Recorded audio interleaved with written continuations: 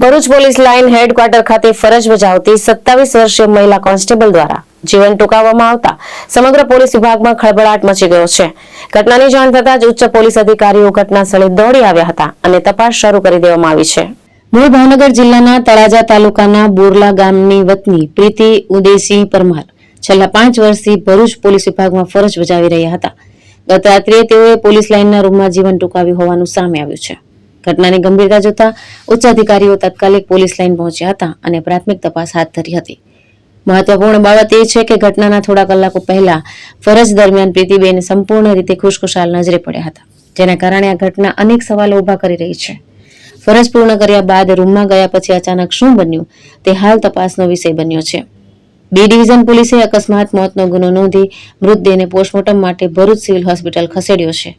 ઘટનાનું સાચું કારણ જાણવા માટે પોલીસ દ્વારા મૃતકના પરિવારજનો તેમજ સહકર્મીઓની સઘન પૂછપરછ કરવામાં આવી રહી છે. કેતન મહેતા, દ્રષ્ટિકોણ ન્યૂઝ, ભરૂચ.